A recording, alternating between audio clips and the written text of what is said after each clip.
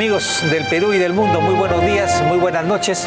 Encantados de estar con ustedes. Esto es Rey con Barba y como siempre vamos a pasar revista a las noticias más importantes. Pero quiero decirles que más o menos dice, bueno, faltan unos 88 minutos para que el señor Rey cumpla 70 años. 70 años. Luis Alberto Sánchez le decía a todo aquel que cumplía esta edad, estás ingresando a la juventud de la ancianidad. Y si prestas atención a los detalles, vienen los mejores años de tu vida. Mírenme a mí, tengo 85 años, soy ciego y he encontrado colores y formas de felicidad que ustedes no se pueden imaginar. Así que quizá te pase a ti, no sé, vamos a ver. Más importante, gracias Pepe, gracias Eddie, pero mucho más importante que mi cumpleaños, que es mañana. Y por cierto, anticipo a todos aquellos que me feliciten por WhatsApp, por Facebook o por lo que fuera, dense por agradecidos, porque si no uno se pasa un día o más tratando de responder personalmente a los que nos han saludado. Pero decía que mucho más importante que mi cumpleaños es el cumpleaños de hoy de nuestra productora, de Rocío Vara. Ella no cumple, por supuesto, 70, ni mucho menos, tampoco 60, ¿no? Debe estar por los 50, Rocío ¿no? Vara, que al mejor estilo de Castillo nos pide cuota de nuestros sueldos, ¿no? Por su trabajo, ¿no? Sí. Y nosotros cumplimos religiosamente, ¿no? Fíjate, Rocío, fíjate mira cómo es Barba, por eso hay que tenerla siempre como amigo, nunca como enemigo, porque se convierte en ladrón, en coimero, en sinvergüenza, en homosexual al día siguiente. Así que tenga cuidado. A ver, bueno, ¿qué es lo que tienes? No, yo creo que una de las principales cosas es que la mentira a todo el país del señor fiscal de la Nación, y los medios en general han dicho, bueno, ya se inició una investigación a Gorriti, a Vela y a Pérez. Sin embargo, los titulares están equivocados, porque no se ha iniciado en el fondo ninguna investigación. Lo dijo en su momento Jenny Vilcapoma, lo ha dicho el otro día aquí en el programa Wilber Medina, pero hay que precisarlo y explicarle a los ciudadanos por qué. ¿Por qué es una falsedad la afirmación del fiscal de la Nación al decir que se ha abierto investigación a estos señores? Porque según la Fiscalía, lo que se ha iniciado son averiguaciones previas. Y averiguaciones previas no es ninguna etapa que establecida en una investigación penal y en el Código de Procedimientos Penales. De manera que está abierta supuestamente para calificar la denuncia, según han dicho. No existe eso. En la investigación, con el Código de Procedimientos Penales, la investigación penal tiene solamente dos etapas: las diligencias preliminares o investigación preliminar y la investigación propiamente dicha, que es la segunda. Así que yo, si fuera congresista, por supuesto, denunciaba por falsedad al fiscal de la Nación, Villena. En cualquier caso, el que no haya abierto verdadera investigación a estos señores que ustedes ven en pantalla, a pesar de las denuncias públicas que existen, por mucho menos se han abierto otras investigaciones. Y también ha mentido el señor fiscal de la Nación cuando dice que él solo le puede abrir investigación a los aforados, es decir, aquellos que tienen la condición de aforados, ¿no? Y el señor Miguel Girao, a quien le ha abierto investigación, y el señor Marco Guamán, a quien también le ha abierto investigación, ninguno de los dos es aforado. Así que esto, en todo caso, por lo menos para mí y para bastantes, es otro indicio de que el señor Gorriti, ¿no?, de alguna manera influye o manipula al señor Villena, fiscal de la Nación hoy día, ¿no? Y para despejar dudas y arribar a conclusiones, hemos invitado a Jenny Vilcapoma, ex procuradora anticorrupción y ex fiscal, y creo que está absolutamente preparada para despejar todas las incógnitas del caso. A ver, por favor, adelante, Jenny. Pasa. No te caigas con esos cables, cuidado. Sí. Hola, así nomás. Feliz cumpleaños. Mil gracias.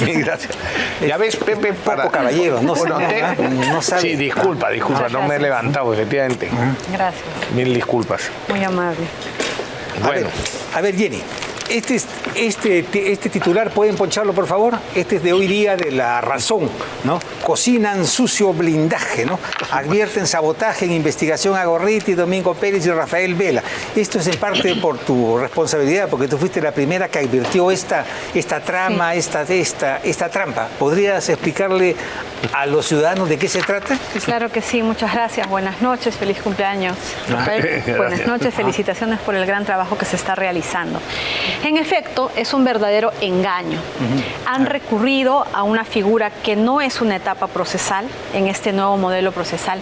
No hay investigación, digamos, propiamente dentro de un marco legal cuando hablamos de estas indagaciones previas. Es un artilugio que ciertas fiscalías han estado usando en ciertos casos donde no quieren abrir investigación. Para archivar. Por ejemplo, yo tengo una denuncia por prevaricato contra unos vocales de una sala, ¿no? Deberían aperturar investigación porque te estoy ofreciendo un hecho y una sospecha simple, pero ellos prefieren pedirle por indagación previa un informe.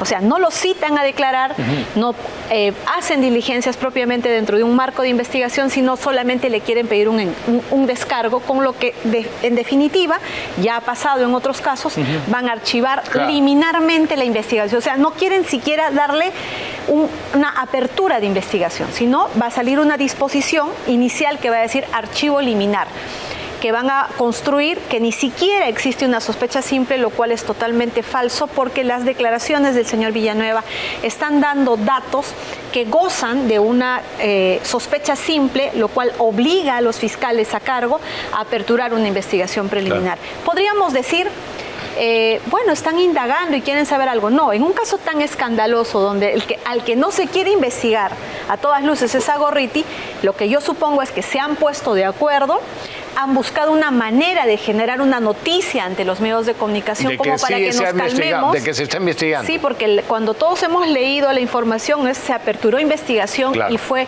el saludo hacia el Ministerio Público que tomaba la decisión que nunca se había tomado, que es investigar a Gustavo Gorriti. Pero cuando leemos un poco más abajo y se dice indagación previa y todavía hay una cierta justificación donde dicen para ver qué tipo de delitos son. Un momento. ¿Acaso no abren las investigaciones contra los que resulten responsables con un delito inicialmente y luego eso se puede ampliar? O sea, yo no sé de pronto de dónde le nació la incapacidad al señor fiscal no, al segundo, al que le abrió la investigación previa, Chinchay, creo, no recuerdo en este momento el apellido que voy a recordar. Alcides Chinchay. Alcides Chinchay. Sí. O sea, todos conocemos al doctor Chinchay, sabemos de sus capacidades, sabemos de su decisión y de su ímpetu y de lo implacable es cuando quiere perseguir el delito. Y ahora se muestra como un incapaz siquiera de calificar este hecho con una sospecha simple y lo más grave, se siente incapaz de calificar un tipo penal cuando a todas luces el delito es organización criminal y seguramente luego vendrá tráfico de influencias, cohecho y todo tipo penal que se va a ampliar. Pero lo que es indefectible es abrir por organización criminal. Pero yo quisiera ampliar más el panorama y denunciar directamente al fiscal de la Nación. Yo creo que ya es momento que se le haga una denuncia constitucional de varias que ya tiene, que todavía no se están tramitando, porque él tenía el deber de hacer una apertura de investigación por organización criminal contra todos. Claro. Absolutamente contra todos los que estaban mencionados en las declaraciones de Villena, de Jaime Villanueva, porque lo que nos está haciendo ver es que todos aquellos que tenían un cargo y ejercían poder de alguna manera en la Fiscalía para perseguir el delito en sus diferentes instancias, se sindica a partidos políticos que también tenían intereses, pero que tenían poder. Así es. ¿No? Y a ciertas autoridades de ciertas instituciones como la Junta Nacional de Justicia. Todos tenían una función, un grado de poder, pero también tenían intereses. Entonces, ¿qué ha ocurrido en el tiempo? Se han organizado y han empezado a traficar influencias uno con el otro, teniendo monedas de cambio para poder salir beneficiados. Completamente. Por eso es que nos encontramos ante una trama tan compleja donde se denuncian a fiscales, periodistas, políticos, que tenía que haber dado lugar a que el fiscal Villena, en una sola carpeta, por precisamente la unidad de investigación que está invocando para incluir al señor Girao, al señor Vladimir Cerrón. ¿Qué hace el señor Villena investigando a Vladimir Cerrón si dice que no puede investigar a Faroz? O sea, él le ha mentido al país. Entonces, un fiscal de la Nación que miente al país no es idóneo para ser fiscal de la Nación. No tiene la calidad moral, nos miente con descaro, se ve evidenciado y no le importa y tampoco cambia.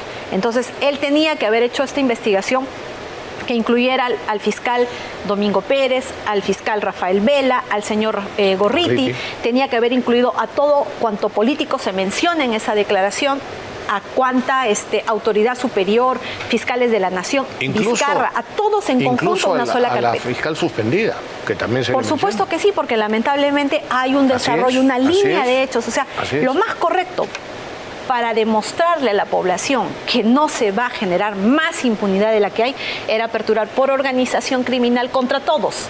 Y luego, en cada caso, ya podías tipificar, ¿no?, un delito de cada hecho autónomo que podía ser perfectamente investigado con el delito de organización criminal. ¿A qué voy? A que ya hay un plan. Hay un plan para no investigar a los que verdaderamente han estado dirigiendo el Ministerio Público en todos estos años. Y la persona principal que aparece como un operador de algún otro interés mayor es el señor Gustavo Gorriti. Primer punto, se ha probado ya en la realidad de los hechos su vinculación con Pablo Sánchez, se ha probado. Por supuesto. En el caso del fiscal Rurush, ahora que también se sabe el tema de los cuellos blancos, en el tema Odebrecht para la creación del equipo Lavallato y otros muchos puntos, como por ejemplo archivarle la investigación a Vizcarra, en el caso Chincheros, y que vemos a Gorriti defendiendo a Vizcarra también en su momento. Y a Odebrecht. ¿Te acuerdas que cómo defendía? No, Odebrecht ahora ya es otra empresa, es otra cosa, merece todo el trato. Y ahí quiero también hacer una aclaración a la ciudadanía, porque es importante que la ciudadanía lo sepa, porque cuando escuchamos a Rafael Vela, cuando escuchamos a Domingo Pérez y a Gorriti, entendemos claramente que ellos ya se pusieron de acuerdo en la línea de su declaración. ¿Qué es lo que han hecho hasta el día de hoy? No han podido negar nada. Lo único que están haciendo es construir justificaciones para aquello que es delito y que es ilegal o que es irregular se vea normal. ¿Qué dice, por ejemplo, Domingo Pérez en relación a Gorriti? Dice que tiene que haber un binomio fiscal periodista de investigación. Un momentito, hay que parar ahí. Para mí, con esa sola versión, yo lo destituyo del Ministerio Público. ¿Por qué? Jamás un fiscal puede ser fuente. Jamás un fiscal, jamás, y yo he sido fiscal, ¿ya? Jamás un fiscal puede reunirse en la casa de una persona, de un periodista, para tratar un tema. Según ellos, según ellos, el periodismo de investigación, ¿para qué? Para que la ciudadanía sepa la verdad. Dijo además en esas declaraciones a las que te refieres, para formar opinión. Para formar opinión en la ciudadanía, para que aparentemente defienda el caso. Exactamente. Segundo, si yo no sé finalmente a qué intereses puede representar ese periodista, puede representar a narcos, puede representar a asesinos, a organizaciones criminales, puede representar a Odebrecht. Claro. Yo le pregunto a Gustavo Gorriti, ¿de dónde tiene tanta información de Odebrecht? ¿Acaso Odebrecht no se le entregó? Cuando viajó a Brasil dice fiscales, procuradores, pero nunca dice un nombre. O sea, ¿quién le ha dado tanta información y para qué la usó si nunca denunció Odebrecht? Yo he revelado hace poco que en el año 2015, la quincena de diciembre, a la primera persona a la que le revelé que Odebrecht ponía y sacaba presidentes y todo lo que estaba sucediendo en relación al gobierno de Ollanta y Odebrecht fue a Gustavo Gorriti y al señor Ricardo Uceda y al señor Roberto Pereira. A ellos son los primeros que les dije y no quisieron hacer nada, absolutamente nada. Es más, ahí se quedó el tema y yo me quedaba dudando porque decía, ¿por qué si se supone que ellos son los periodistas de investigación, ellos van a hacer la denuncia? Y no la hicieron y tuve que salir yo misma a hacer la revelación. ¿Pero a qué voy? Gustavo Gorriti nunca denunció. Eso te costó que te despidan, creo, ¿no? Mira, ya me habían despedido porque me había enfrentado a Odebrecht. Pero después de esa declaración fui objeto de una persecución política sin nombre. Sin nombre. Pero lo único que decidí hacer es seguir revelando, y en el tiempo pues se ha demostrado que Odebrecht ponía y sacaba presidentes. Pero volviendo al tema, si Odebrecht pone y saca presidentes, ha creado partidos, ha financiado campañas, y Gorriti aparece defendiendo un periodista, según dicen, de investigación que tenía que denunciar, que nunca lo denunció, porque no hay un caso de Gorriti donde haya una revelación contra Odebrecht. No, ninguna. No hay. Es contra ciertos políticos, ciertos partidos donde se ensañan, pero tampoco hay resultados. Entonces, ¿a qué voy? A que tú no puedes jamás con un periodista llegar a tener ese binomio, ni con un periodista ni con cualquier tipo de persona, porque eso se llama infracción, que consiste en una relación extraprocesal que influye en tu imparcialidad, en tu autonomía. Ahora vemos que al final de todo, ¿qué hizo Gorriti? Salió a defender a Odebrecht, a la corrupta, a la organización criminal transnacional. Él salió y le dijo, se tiene que reformar, va a dar información. No, incluso dijo, ya está reformada. No, ya está reformada. Él lo aprobaba, tenía la calidad, la autoridad. Alguien lo autorizó a él desde la máxima instancia, supongo, de Odebrecht, a que lo diga. Entonces, ¿qué es lo que ha revelado el tiempo? Que más bien lo que ha habido es una injerencia, y Pablo Sánchez en ese momento solamente fue digamos, la mesa de partes, el tramitador, el que materializó que se creara un equipo especial. ¿Pero para qué? Para dejar de aplicar el Código Procesal Penal que se aplica a todos los peruanos que puedan cometer un delito o que estén sindicados de cometer un delito. Porque en ese equipo Lavallato, en primer lugar, nunca le abrieron investigación por organización criminal. Odebrecht, eso no es una organización criminal. Ya existía la tipificación esa. La tipificación en Estados Unidos se había acogido Marcelo Odebrecht por asociación ilícita para delinquir y lavado de activos, diciembre del año 2016. 21 de diciembre se sabe en el Perú y empieza la creación de los equipos Lavallato. ¿Y qué hacen? Crean un equipo al cual yo cuestioné, denuncié a Pablo Sánchez en su momento. Están mis denuncias en el Congreso y le digo, estás creando un equipo que está sacando de la competencia natural a este caso. Y estás creando una causal de nulidad. Tarde o temprano van a venir a decir, un momentito, yo tenía todo el derecho de que me investigue el fiscal competente. Pero si ahora a eso se ha sumado de que habría sido Gorriti el que pidió la creación de ese equipo, no solamente se ha creado la causal de nulidad de todas las investigaciones del equipo Lavallato, sino también que se ha evidenciado que se ha creado un equipo para favorecer a la empresa Odebrecht. Por ejemplo, la situación es muy grave. Recordemos, por ejemplo, ¿cómo se llama? Cuando se incursiona en una casa, ¿cómo se llama? El allanamiento. Se ha allanado a todo tipo de personas, a menos a la empresa Odebrecht. Pero a Odebrecht nunca le allanaron las oficinas. Ahora, pero vamos al Código Procesal Penal. ¿Qué decía? Que esa es una medida que se tiene que adoptar. ¿Se adopta sobre cualquier peruano a nivel nacional? Sí, pero sobre Odebrecht no sé. Entonces, ¿para qué se ha creado ese equipo especial? Para dejar de cumplir la norma. Entonces, cuando te apartas del marco constitucional, estás creando una causal de nulidad. Y esa misma suerte corre también el caso de los cuellos blancos del puerto. Que hay un caso grave que se reveló, que hay circunstancias que se tenían que apelar, a investigar, pero el solo hecho de que Gorriti también había estado vinculado a Pablo Sánchez desde el momento en que se tienen los audios, se revelan y se crean los equipos especiales y se envían fiscales de un lugar a otro y se crea esa competencia, le has creado una causal de nulidad que cualquiera de las personas puede invocar. ¿Sabes por qué? Porque pueden ser muy culpables o pueden ser inocentes. Hasta el día de hoy todos son inocentes porque no hay una sentencia en su contra, pero ¿tenían o no tenían el derecho de que les investigue un fiscal competente? Y es más, ¿tenían o no tenían derecho que sean investigados sin que alguien haya intervenido de forma externa? ¿Tenían o no tenían derecho? Tienen toda la posibilidad de pedir la nulidad de ese caso. Y lo mismo está ocurriendo con el caso de FICOP y todos esos equipos especiales que se están creando. ¿Por qué? ¿Qué investiga FICOP?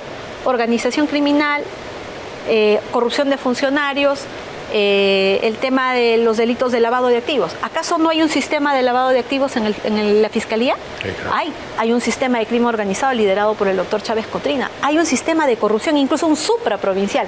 Entonces, ¿para qué se ha creado ese equipo si ya existía? Si sigue investigando por los mismos delitos? Claro. Dicen, no, porque son delitos de poder de las autoridades más poderosas. Un momentito, en el Código Penal ya se han incluido esos delitos de poder propiamente como para que hayan creado ese equipo para esos nuevos tipos penales. No. Se está duplicando las funciones. Quiero preguntar, en el equipo de FICOP, ¿cuánto se ha gastado en viáticos, viajes, en congregar a fiscales que han sido traídos de otros lugares, cuando perfectamente el sistema de crimen organizado pudo haber investigado a todo aquel que no es aforado? Y seguramente el fiscal Chávez Cotrina sí hubiera inmediatamente remitido al fiscal de la Nación cuando se trataba de congresistas y de la señora Patricia Benavides, que también está herido de nulidad por todas estas irregularidades que se han cometido. Incluso Jaime Villanueva ha sido sometido a una colaboración eficaz de un caso nulo. Él podría perfectamente, y creo que él ha entendido claramente eso, porque no ha declarado en el caso con Marita Barreto estos graves hechos. solamente ha dado ciertos pasos en su colaboración y luego se ha ido a la Fiscalía Suprema, donde ha revelado en condición de testigo, es decir, como que va a un procedimiento donde ya es válido y lo declara todo, pero como testigo. Pero como colaborador, como sabe que todo es nulo, no lo ha dicho. Fíjate. Increíble, ¿no? Fíjate, Jenny. Casi todos los abogados con los que he consultado coinciden en que en el caso de Gorriti y eventualmente de los fiscales Lavajato, hay múltiples delitos, confluyen múltiples delitos como tráfico de influencia, pruebas falsas, instigación al suicidio en el caso de Alan García y una multiplicidad de sus actos que los indican como organización criminal y que está penada hasta con 30 años de cárcel, ¿no? Pero hay otros abogados más suaves, como el penalista Carlos Caro Coria, que dice que podría estar implicado Gorriti en colusión desleal, tráfico de influencia por los nombramientos de funcionarios y usurpación de funciones por haber dirigido investigaciones en la Fiscalía. Pero claro, hay otros como Rosa María Palacios y del Mundo Caviar que dicen que el señor Gorriti es como Toledo, sano y sagrado, ¿no? Y en consecuencia decir algo contra él es más o menos un sacrilegio, ¿no? Es decir, aquí existimos los peruanos comunes y los intocables que son ellos, ¿no?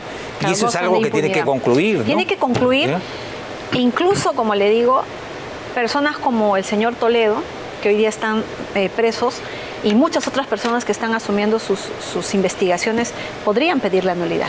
Porque tienen o no tienen el derecho de ser investigados por los fiscales competentes. Sí, claro, ¿Tenían o no tenían derecho de que se les investigue sin la injerencia de Gorriti? O sea, Gorriti quiere y me investigas.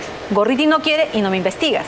¿Eso es constitucional? No es constitucional. Es una situación muy grave, pero yo pienso que el principal responsable que está incurriendo en una omisión encubridora, es decir, que está sustrayendo de la acción de la justicia a Gorriti y a las personas que no ha incluido, es el fiscal Villena, que además de ser un incapaz, además de ser un timorato, además de ser un ausente, lo que está generando en este momento es la mayor impunidad existente, porque después de haberse conocido tan graves datos que podrían generar que la Fiscalía de la Nación sea sometida a una reorganización, incluso que todos los supremos sean retirados porque el Congreso alguna medida tiene que tomar, Así es. ¿no? Al aperturar esa investigación lo pudo haber hecho por organización criminal e incluía a todos absolutamente, pero no lo hizo. Entonces, ¿qué quiere decir? Que ya está direccionándose su No solamente accionar. no lo ha hecho, sino como ha recordado al principio, ha dicho, o sea, ha hecho una pantomima. Ha hecho un engaño a la población. Un engaño, claro, para que se piense que están investigando. Así es como cuando se tramitan las vacancias contra el presidente y se dice, no, ha mentido a la población, es un incapaz moral, no tiene esa capacidad de representar, ¿no?, en el cargo. Lo mismo ha ocurrido con el fiscal, porque lo dijo en cámaras. Yo no los puedo investigar porque ellos no son aforados. Pero ahí está Vladimir Cerrón y otras personas más. Como yo lo he mencionado. ¿No? Al señor Girao, al doctor Guamán. Y a Guamán. No, sí. al doctor Guamán, que está en el cargo, que no son aforados. Y él ha utilizado el principio de unidad de la investigación. Sin embargo, ha hecho todo lo contrario. Entonces, le ha mentido. Propiamente, lo que ha hecho es mentirle a la población. Y esa debe ser causal de una investigación y de una destitución, porque es una falta grave, ¿no?, en la Junta Nacional de Justicia, y tiene que ser también pasible de una denuncia constitucional. Claro, eso es lo que yo haría. Si yo fuera congresista ahora, presentaría una denuncia constitucional. Lo que me dicen mis amigos litigantes es que el doctor Alcide Chinchay es muy cercano a los caviares, ¿no? Y al parecer, eso creen ellos, quiere darles una mano, porque el tema del cerco a Alan García que produjo su inducción al suicidio, la inducción al suicidio en la doctrina penal es lo mismo que cometer un crimen, ¿no? Así es. Es algo que les pesa mucho y quieren sepultar este tema de una vez por todas. Así es. Y la única manera es encontrar un fiscal amigo que sepulte esta investigación y le dé a ellos un escudo para protegerse más adelante, ¿no? Es suficientemente razonable para investigar al fiscal Chinchay. Hay que saber con quién se ha reunido, con quién se encontró. Se está exponiendo a una denuncia constitucional. Mira, a su carrera, a su prestigio, porque muchos respetamos al doctor Chinchay, tiene una carrera impecable, con algunos cuestionamientos como todos, pero ha hecho su carrera. Entonces, él se está exponiendo a ser investigado, a que le levanten el secreto de las comunicaciones, con quién se ha comunicado, porque nosotros no le vamos a creer que simplemente es una actuación previa que se le ocurrió a él. Salió replicada con una campaña mediática creó la sensación falsa que ya se le había investigado. Sí, claro. Y con eso la sensación fue generalizada de que ya se había dado el paso de investigar a Gorriti. Aquí el que está gozando de total impunidad, y entiendo debe de estar ejerciendo muchísima presión para que no se le aperture, porque una vez que alguien le aperture esa investigación a Gustavo Gorriti, que debería ser según esas atribuciones que para mí son impropias que se dan al equipo especial, el que debería investigar al señor Gorriti es el equipo de FICOP, de los fiscales contra la corrupción, porque ¿qué más poder que el que está conociéndose habría tenido Gorriti sobre el fiscal de la Nación, Pablo Sánchez, sobre la fiscal de la Nación, Zoraida Ábalos, que intentó tener sobre Chávarri, y bueno, lamentablemente también hay datos que se conocen de reuniones, que no habría sido pues a su agrado. Salió Chávarri, entró Benavides, también Benavides no habrá sido de su agrado, o hasta qué punto no habrán llegado a acuerdos, y lo sacaron. Entonces no puede ser de ninguna manera la impunidad una opción para Gorriti. Ahora, mira, Genevieve, esta indagación preliminar, ¿no?, que está haciendo es un engaño, efectivamente, eso es lo que parece, ¿no? Ahora, pero se demuestra también en los personajes investigados, porque aquí tienen que llegar donde Vizcarra, así es, que es convocó a su consejo de ministros a las 5 de la madrugada, o a algunos ministros, consejo para las 7 de la mañana, el caso de Rosa María Palazzo con su tuica a las 5 de la madrugada, el caso de Canal N, que fue la única fuente que llegó al tema, ¿no? Luego, ¿qué pasó? Conversó con Lecaros, con ese momento era el presidente de la Corte Suprema, porque el juez que ordenó el allanamiento y apresamiento de Alan García trabajó antes con él y fue su discípulo. Así es. ¿Él tuvo alguna influencia? Porque si se levantan los secretos de las comunicaciones, entonces creo que se puede encontrar algo no importante, ¿no? Porque este tema no puede quedar así de ninguna manera, ¿no? Quiero decir algo puntual. En el caso del presidente Alan García, cuando ocurrieron esos hechos, yo era congresista y tuve la oportunidad de conversar con el fiscal, que era el fiscal provincial de Miraflores. Y hay que ver sus actas, a qué hora él entra a la escena de los hechos, a qué hora el equipo que genera esta situación con Alan García llegó, a qué hora le da cuenta y a qué hora entra él. Yo lo denuncié en ese momento porque me pareció realmente extraño. Como fiscal uno toma las medidas, lo que uno preserva es la vida de la persona. Puede estar perseguida por un delito, pero tú no puedes atentar contra su dignidad, contra la vida misma. Entonces, ver esa diligencia en ese sentido a mí me preocupó mucho, porque uno duda ya del Ministerio Público y dices, ¿qué está pasando? ¿No? Y habían antecedentes sobre el chuponeo que había tenido días antes, la situación tan terrible que se venía con un avasallamiento desmedido que tú dices, esa no es la acción de la justicia. Esa será la acción de Gorriti, pero la acción de la justicia no avanza a pasos agigantados como lo que se dio. Yo recuerdo incluso haber dado una entrevista, si no me acuerdo, en ATV, dando estos detalles y pidiendo que se investigue. Al día siguiente empezaron una campaña de amenazas contra mí, que me llegaban mensajes, y me llegaban muchas fotos de Alan García ya ensangrentado, y me decían... Yo iba al día siguiente a la Divincri y hacía mi denuncia y le decía, mire señor, me ha llegado esto es inducción al suicidio. Yo no me quiero suicidar, yo acabo de tener un hijo, yo no tengo ningún tipo de... Y dejo constancia, y es más, lo responsabilicé en ese momento a Martín Vizcarra porque estaba enfrentando varias cosas con él, pero yo recuerdo claramente que esto fue después de la declaración de Alan García. Y fue una cosa terrible y todo está documentado. ¿Pero a qué voy? Aquí este es un hecho muy grave que merece ser investigado, pero hay una resistencia por todas las autoridades a abrir una investigación propiamente dicho, y este es el ejemplo del doctor Chinchay. Pero yo creo que ya es tiempo que los integrantes del Partido Aprista Peruano y los hijos de Alan García interpongan la denuncia y firmen con, parece que no quieren con mano, pero no, es que la familia de Alan llega un punto en el que, discúlpenme, el ámbito político, lo que quieran, pero hay una persona que ha muerto y se requiere conocer los culpables. Y esto no va a caminar hasta que uno de sus hijos agarre la denuncia, la firme y pida el levantamiento del secreto de las comunicaciones, pida todas las declaraciones, empiece a pedir las actas. Y es lo más importante, van a tener acceso a la carpeta fiscal. Si lo archivan van a poder apelar. Es decir, esperar que de pronto lo aperturen de oficio. Ya nos hemos dado cuenta que no lo quieren investigar. Y hay demasiados datos. Ahora, una pregunta. Yo quiero aquí lanzar una pregunta sobre un dato. Aquí se sabe que Gorriti se reunió con Pablo Sánchez para crear el equipo especial. Eso es lo que dice Jaime Villanueva. Yo vengo diciendo lo siguiente los últimos días. En ese intento de querer manejar todo y tener bajo control, Gorriti se reunió con la procuradora Julia Príncipe, que era la jefa de la procuradora general. ¿Buscó tener algún tipo de acercamiento al equipo Lavallato de los procuradores? Pregunto, ¿Gustavo Gorriti se ha reunido con los colaboradores eficaces?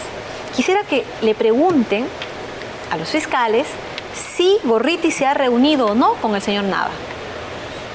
Por favor, pidan las cámaras, pidan el impacto de celda de los teléfonos de Gorriti. Ahora, ¿por qué las investigaciones? Que la familia denuncie de una vez. Pero ¿por qué las investigaciones, por más denuncias que haya, por qué las investigaciones contra Vizcarra, por ejemplo, van a paso de tortuga? Porque ¿Por qué las investigaciones o las conclusiones sobre Susana Villarán nunca avanzan? ¿Por qué nadie se muere de miedo todo el mundo de abrirle una investigación seria al señor Gorriti? Me imagino, yo sospecho que hay el temor de que en algún momento la cosa se ponga seria y estos puedan ser condenados. Y si se someten a la colaboración eficaz, ¿te imaginas el Lagarto en colaboración eficaz o Gorriti en colaboración eficaz? Se cae medio país, ¿no? ¿Y qué es lo que probablemente ocurría? Porque son personas cobardes. Porque ¿qué van a caer fiscales, jueces, o sea, ellos periodistas? No van a querer ir a la cárcel y lo primero que van a hacer es hablar. Por eso digo, no quieren la apertura de investigación siquiera. No quieren siquiera que se abra un número, una carpeta con una apertura, porque saben que de ahí no hay nada que lo detenga. Perdóneme, porque es dentro del mismo tema, pero ¿qué ha pasado con Toledo? Porque esa es otra curiosidad que tengo. Que ha vencido el plazo, el plazo por el que lo habían detenido, ¿no es cierto? Y entonces, se supone que va a continuar, o sea, jurídicamente, ¿qué es lo que ha dicho su abogado? ¿Qué es lo que ha planteado su abogado? Su abogado ha dicho que el señor Toledo ha sido extraditado. Y como parte de todo ese procedimiento de extradición, él fue objeto de prisión preventiva en Estados Unidos con fines de extradición. Que el señor Toledo hizo una serie de acciones para ejercer su defensa y demoró lo que quieran, pero que él estuvo en prisión preventiva. Dentro del marco de la extradición. Entonces, es lo que ha dicho, un momentito, lo han hecho con Martín Belaún del Ocio, lo han hecho con otras personas, y lo que han hecho es computar la prisión preventiva con fines de extradición en el país extranjero, y cuando ha llegado el suelo peruano ha completado y ha salido. Eso es lo que dice el abogado. ¿Por qué lo han aplicado con otros y por qué con el señor Toledo no lo aplica? Ahí está pues la mano desigual de la justicia. Cuando ya es desigual ya no es justicia. Entonces, toca escucharlo al señor Toledo en estas circunstancias, toca escucharlo, porque si se aplica para otras personas, ¿por qué para él no? Y es verdad, lo que tenía que haber hecho el juez peruano es darle la libertad. Pero como hay un interés, necesitan mantenerlo ahí, porque si ya se cae eso también, ya es un escándalo, ¿no? Se procede de esta manera. Hay que entender algo. Si la criminalidad hoy en este momento en el Perú está creciendo y no hay control y las bandas organizadas actúan con mayor ensañamiento con nuestra población, es porque voltean a la fiscalía y dicen: tremendos delincuentes los fiscales de la nación, tremendos delincuentes los fiscales supremos, tremendos delincuentes los grandes fiscales que salen en la prensa. ¿Con qué moral me persigues? Entonces, ¿por qué me vas a perseguir a mí si a ellos les estás dando todo tipo de beneficio? Entonces, ¿eso cómo se llama? Impunidad. Y tiene una grave consecuencia en la ciudadanía, porque atacan a nuestra ciudadanía con mayor ensañamiento, porque se sienten intocables. Es lo que hemos comentado otras veces. En realidad es la falta de autoridad en el país. La falta de autoridad. O sea, la autoridad no funciona. En línea general. Y entonces, claro, eso tiene consecuencias también en la delincuencia. En la delincuencia, así es. Se sienten intocables. Muchas veces que los fiscales, no cumpliendo su función, permiten que los delincuentes salgan libres. Así es. Creo que... En resumen, Jenny, a ver, ¿cómo podemos salir de este entrampamiento? Bueno, tú le pides a los invitados que resuelvan los problemas en una entrevista. Porque respeto mucho su criterio. Ella es una chica inteligente, valiente, tenaz y por lo general siempre acierta. Por eso quiero... Lo sé, pero no le pidas que una solución con varita mágica, como le pido a los invitados. Ya, vamos a por partes, ya vamos en orden. En primer lugar, cortito, porque tenemos que ir a una pausa. lugar, todo el caso Lavallato tiene que ser declarado nulo, dejarse sin efecto la colaboración eficaz de los brasileños. Por ejemplo, esa es una medida que se tiene que tomar porque no hay forma en cómo sostener ese caso, eso es nulo. Los tantos investigados que hay los deberían pedir, pero en sí, quien es el gran beneficiado es la empresa Odebrecht. Se le tiene que expulsar del Perú, no debe de contratar con el Estado peruano y se tiene que empezar de cero su investigación para comenzar por el delito de organización. Nos han robado, nos han saqueado y todavía los hemos premiado. En primer lugar, el caso Cuellos Blancos se va a caer, porque igual las personas tienen todo el derecho de pedir la nulidad. ¿Qué hacemos con la Fiscalía de la Nación? El equipo de FICOP también debería ser desarticulado porque esos casos igual se van a caer por la forma en la que se están generando en su origen. Pero ¿qué debe pasar en la Fiscalía de la Nación? Lamentablemente tiene que ser reorganizado. Porque sí hay fiscales muy valientes, íntegros, que yo creo que con una medida de urgencia podría perfectamente sacarse una ley para sacar a los fiscales supremos e integrar una comisión, ¿no?, de fiscales a nivel nacional, digamos, con experiencia, con carrera, ¿no?, que vengan de todos los distritos fiscales y que integren esa comisión en una etapa de transición. Perfecto. Esa es una solución, porque yo le pregunto, ¿acaso el señor Villena mañana va a aperturar por organización criminal y va a incluir a Gorriti? Eso no va a ocurrir por nada, él va a preferir que lo saquen del cargo antes de hacerlo. Entonces, la Junta Nacional de Justicia mañana lo va a sancionar, mañana va a tomar alguna acción, va a investigar a Pablo Sánchez, como debería haberlo hecho, por ejemplo, en el caso del doctor. No lo va a hacer. No lo va a hacer.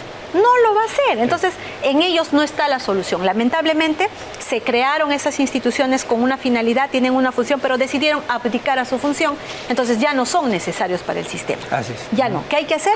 Buscar en la gran cantidad de fiscales idóneos, valientes, trabajadores, que no tienen camioneta, no tienen papel, no tienen ningún tipo de lujo y persiguen el delito y te dan resultados en igualdad de condiciones y respetando el debido excelente derecho. resultado y excelente conclusión. Así que no me critiques, porque puede ser tu cumpleaños, pero no tienes derecho a criticarme cuando yo estoy en el camino correcto. Las pones en compromiso a los invitados porque les pides solución. No, ya ves, ha sido una excelente conclusión. El camino, claro. Jenny, muchas gracias. Muchísimas gracias. Gracias. Sí, vamos a una pausa, amigos, y regresamos con la torta de Rafael Rey que quiere compartirla acá con con la mía, amigos. No, la de Rocío. La de Rocío, ¿no?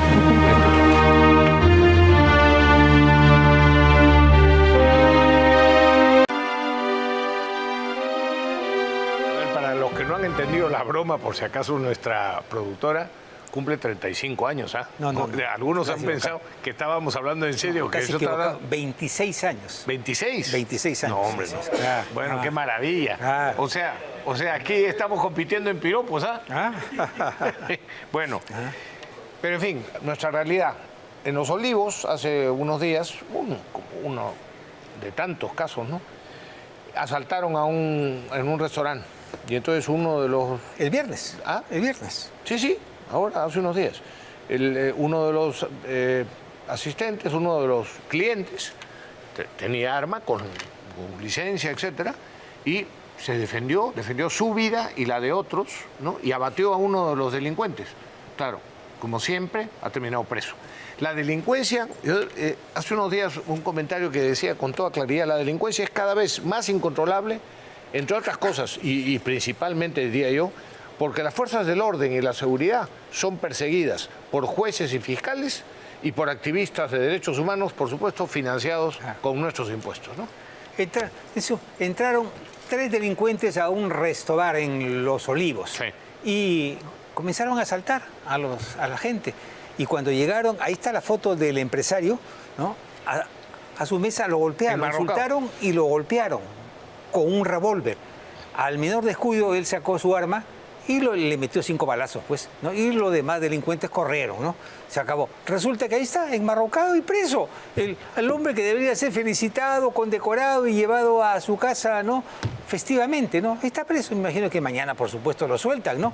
Pero hay derecho a que un hombre que que hace uso del derecho sagrado a la legítima defensa y que de paso defiende a otros ciudadanos, claro, y a los dueños del restaurante los mete preso, ¿no? Es el mundo al revés. Esto es realmente inaceptable e intolerable, ¿eh? Intolerable. Por supuesto, intolerable. Otra cosa muy breve, pero muy importante. La nueva carretera central, que va a costar, según han mencionado, alrededor de 22.000 o 24.000, bueno, sí, es lo que se prevé, ¿no? Millones de soles, es lo que se prevé. Sabe Dios cuánto terminará costando, ¿no? Como la interoceánica. Ojo con el trazo y con el costo. El Colegio de Ingenieros ha venido diciendo en diversos pronunciamientos, haciendo ver una serie de defectos graves que tiene este proyecto. Cuidado que vayamos a otro gasto completamente desmesurado y que se convierta en un elefante blanco. No digo la carretera central nueva, que hace evidentemente falta, pero bien hecha, ¿no? No. Sí. En la Comisión de Constitución del Congreso sustentaron el proyecto de ley de los jueces sin rostro, que funcionó desde 1991 hasta el 97 y tuvo excelentes resultados. Pero como consecuencia de ello, la Corte Interamericana de Derechos Humanos se pronunció y liberaron a todos los que fueron sentenciados y vueltos a juzgar. Se perdieron pruebas y evidentemente muchos terroristas lograron salir libres. Ahora pasaría lo mismo. Este es un paso, lo ha dicho incluso un vocero del propio Tribunal Constitucional, que no está permitido por la Constitución actual. Para hacerlo habría que hacer una modificación constitucional y de paso salirse de la Corte Interamericana de Derechos Humanos, pero de otra manera no hay forma de que el tema de los jueces sin rostro funcione.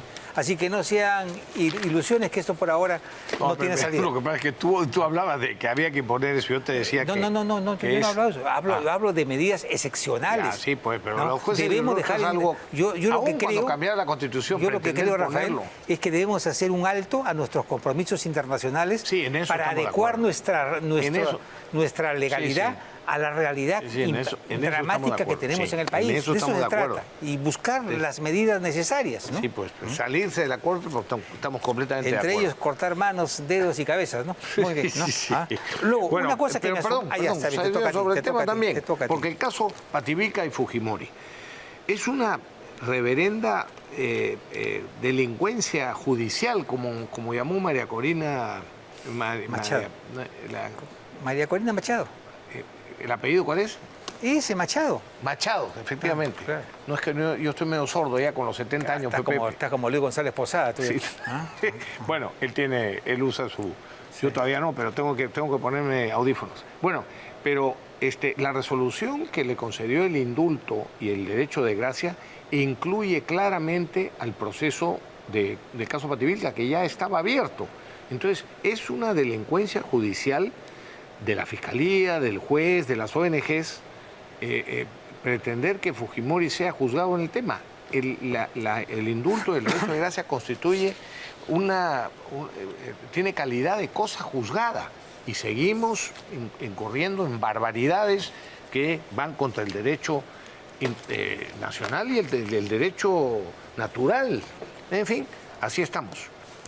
Ahora, una noticia que me llamó la atención, me imagino que muchos de los televidentes que siguen las noticias policiales, políticas y judiciales se deben haber quedado sorprendidos porque el interino fiscal de la Nación se enteró, le contaron, ¿no?, de que en el Congreso se había aprobado o estaba por aprobarse una ley que declaraba en reestructuración o en emergencia al Ministerio Público, y en base a eso convocó un mensaje a la Nación, ¿no?, sobre un proyecto que ni siquiera es proyecto, es un borrador que se discute al interior de una bancada muy pequeña en el Congreso, que es la de Renovación Nacional. Es un borrador, por un borrador, ¿no?, como hay cientos en el Congreso, el fiscal de la Nación, demostrando su impericia y su poca experiencia, ¿no?, se lanza con un mensaje a la Nación, ¿no?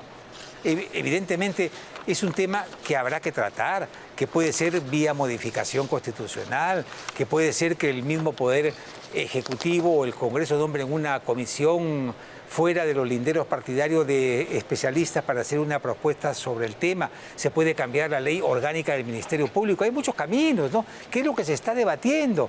Pero no es para que este señor salga y ahora aparezca la Junta de Fiscales Provinciales con otro comunicado sobre un borrador, hombre. No frieguen, hombre, infórmense antes. Ahora, sin embargo, eso es algo que debería de pensarse también pero claro, entre las medidas excepcionales, ¿no? Pero son borradores todavía. No, pero ya, pero aún así, aún cuando no fuera borrador, ¿por qué se escandaliza? Sí, efectivamente, sí, el Congreso podría hacerlo. Sí. Y ahí no hay ninguna... finalmente es una atribución del Congreso modificar una determinada estructura. Lo que pasa es que ese cambio tendría que ser a través de una reforma constitucional, que no es muy sencillo. Bueno, sí, efectivamente, puede ser. Porque ellos tienen derechos, leyes y atribuciones que los protegen, ¿no? ¿Sí? En todo caso, es un camino muy engorroso, pero dado los resultados, parece que no queda otro, ¿no? Yo como ciudadano, cuando veo hueco, bache, zanja en las calles, ¿no? Me voy en mi automóvil, llamo, como conozco a algunos alcaldes actuales, tengo la ventaja de poder llamarlos y decirles, mira, en la cuadra tal de tal avenida o de tal calle hay un hueco, a ver si lo arreglan, ¿no? Y claro, cuando hay conocimiento, amistad y en fin, quizá por lo que piensan de no, pues cuidado que vaya a denunciarlo en el programa, entonces me hacen caso, ¿no? Y algunos porque efectivamente lo agradecen con sinceridad y lo arreglan. Pero yo lo que creo que es importante es que se sancione a los responsables que hacen, por ejemplo, esas zanjas que cruzan las calles a todo lo ancho, ¿no? Los rompemuelles. No, las zanjas, porque hacen un trabajo, por decirte, los operadores de telefonía, la empresa de gas, ¿no? Sedapal, etcétera, hacen una zanja, interrumpen el tránsito algunos días, después la cubren, pero la cubren con tierra, y ahí queda la zanja. Y puede estar 1 mes, 2 meses. Años. ¿Sí? Incluso años, ¿no? Efectivamente. Entonces, la invocación es, señores alcaldes, ocúpense de esas cosas, por favor. Esto no solo para los distritales, también para el alcalde de Lima. Y después cumplan con su deber y estén atentos a estas cosas que molestan a la ciudadanía en general. No hay forma de arreglar el futuro del tránsito si, entre otras cosas, no se arreglan también los huecos, las zanjas, etc. Pero lo que yo pienso es, yo consigo que se arreglen algunas cosas porque tengo relación o tengo conocimiento de algunos alcaldes. ¿Pero qué le pasará a la mayor parte de la gente que no sabe quién es el alcalde o que el alcalde simplemente no les hace caso, ¿no? Y el señor Vizcarra, entre el 2018 y el 2020, año y medio más o menos, hizo convenios con, el Ministerio de Transportes, solo el Ministerio de Transportes, con empresas constructoras, básicamente chinas, por 3.395 millones de soles. 3.395 millones de soles, ¿no? Y evidentemente han aparecido ya los colaboradores eficaces, son 5, y hay 3 que son testigos protegidos. De ellos, 6 lo apuntan directamente de haber entregado personalmente las coimas correspondientes. Así que se le vienen momentos muy difíciles al señor Vizcarra y quizá un castigo muy, pero muy merecido también, ¿no? Y otro que va a estar en salmuera es el señor Salaverry, efectivamente, sí, que trabajó con el señor Vizcarra y fue candidato con él, ¿no?, a algún cargo.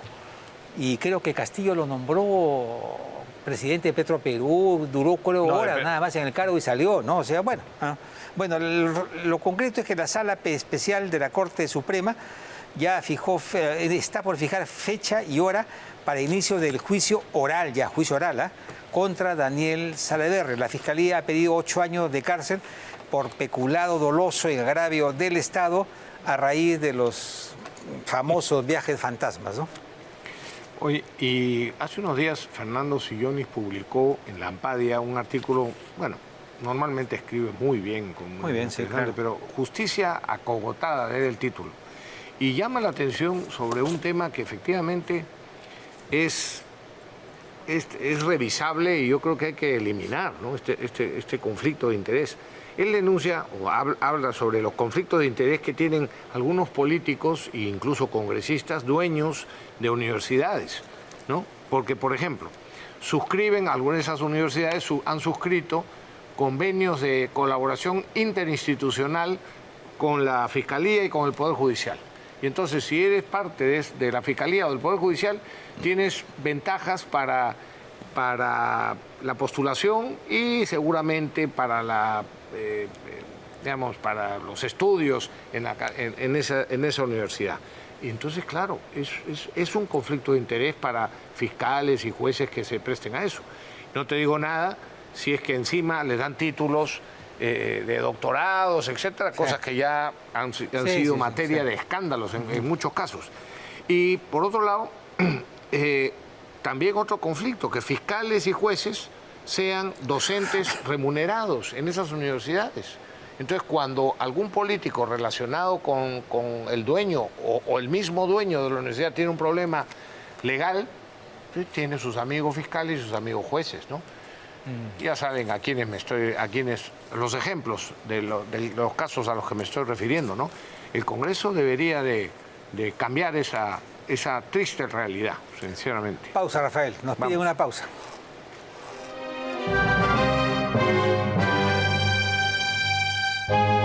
En efecto, es un verdadero engaño. Han recurrido a una figura que no es una etapa procesal en este nuevo modelo procesal.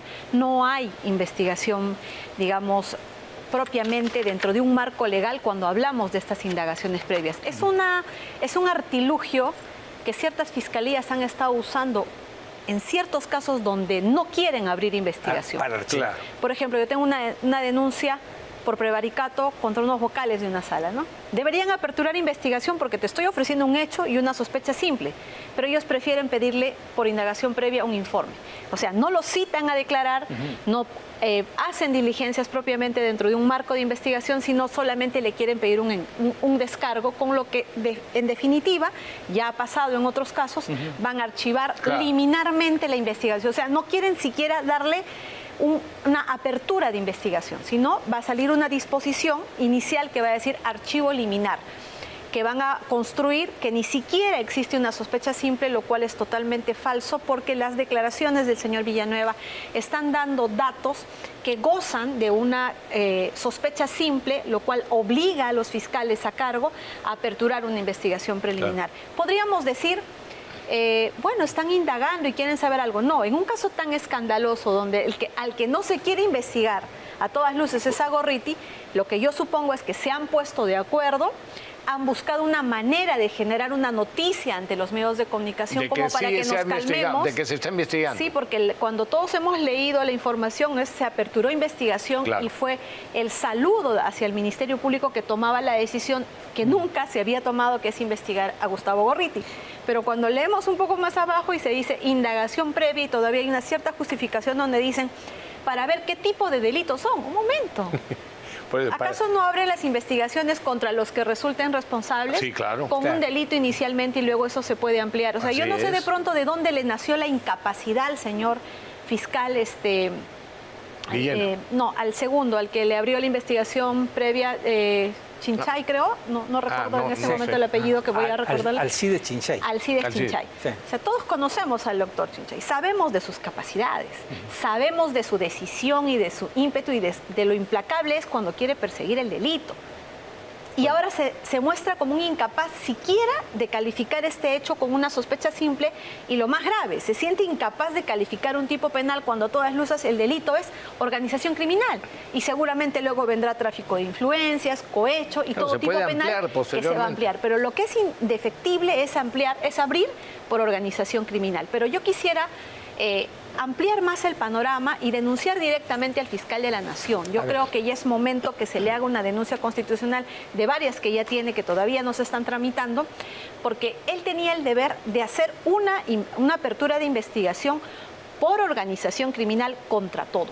Claro. Absolutamente contra todos los que estaban mencionados en las declaraciones de Villena, de Jaime Villanueva, porque lo que nos está haciendo ver es que todos aquellos que tenían un cargo y ejercían poder de alguna manera en la Fiscalía para perseguir el delito en sus diferentes instancias, se sindica a partidos políticos que también tenían intereses, pero que tenían poder. Así es. ¿no? Y a ciertas autoridades de ciertas instituciones como la Junta Nacional de Justicia. Todos tenían una función, un grado de poder, pero también tenían intereses.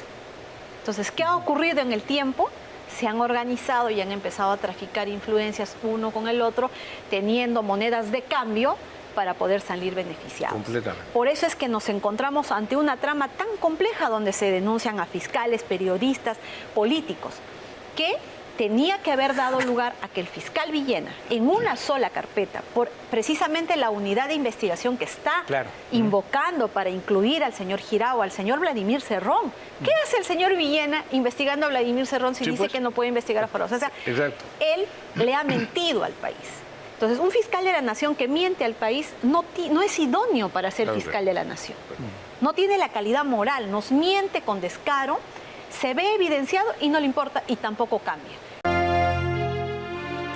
A ver, amigos, el dardo o la flecha de la semana le pertenece al exministro de Economía, el señor Alex Contreras, quien se ha vengado del congresista Carlos Anderson, que lo ha criticado permanentemente, ¿no? Y entonces Alex Contreras dice, ¿a quién le ha ganado?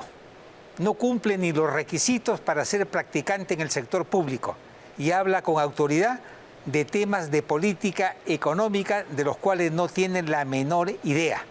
De defensor de fondos buitre a opinólogo. Ubicaína, Carlitos, ¿no? Carlos, el congresista hasta ahora dice que prefiere no responderle. Hace bien porque el gordo está sin chamba y está con la mano libre y puede hacer lo que se le da su gana. Tenemos que terminar, pero yo quiero darle las gracias al canal porque me ha enviado un regalo, ahí lo pueden ver lo están ponchando, ese regalo. No, pues no se ve ahí, se ve la dedicatoria, pero quita ahí, bueno, es un simpático regalo. Muchas gracias a Willax. La torta. Al lado hay otro regalo que también le envió Willax a nuestra productora por su cumpleaños. Y la torta que le hemos comprado nosotros a nuestra productora Rocío Vara por sus 26 años, ¿no, Pepe? Por sus... Ya bajó ahora, 23 años ahora. 23, se ha quejado. Se ha quejado, 26 de mucho es. Ahí está, la carátula de Expreso. Arbitrajes Express. Bueno, vamos a ver. Muy bien. Muy bien. Lo dejamos, Pepe, tenemos como que siempre concluir. Ha sido un gusto estar con ustedes. Nos vemos el próximo domingo en vivo y en directo como siempre. Y por supuesto, sigue... ¿Quién sigue? Con Javier Luna. Con Noche de Luna. Claro.